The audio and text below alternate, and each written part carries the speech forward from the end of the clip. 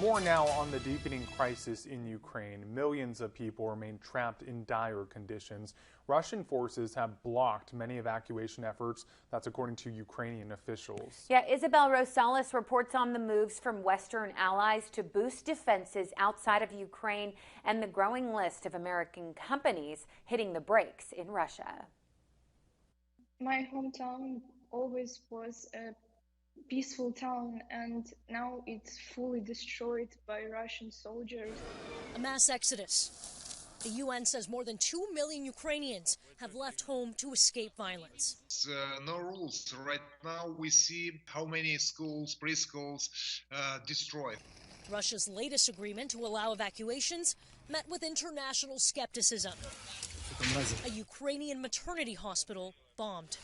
Ukrainian officials blame Russia and accuse Russian troops of blocking 50 evacuation buses out of a Kyiv suburb. Wheels up, Vice President Kamala Harris on her way to Poland under a cloud of uncertainty.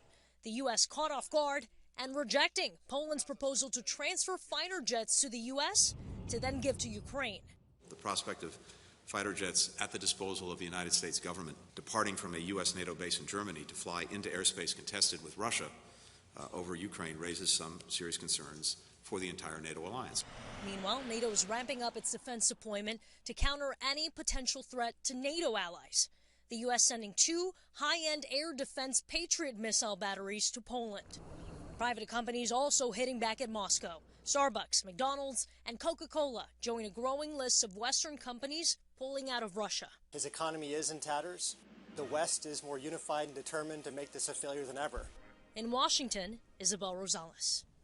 Over on Capitol Hill, the House is set to vote on a massive $1.5 trillion spending bill and includes sending more than $13 billion in support to Ukraine. Yeah, lawmakers are under pressure to pass the bill in both the House and Senate ahead of Friday deadline to avert a government shutdown.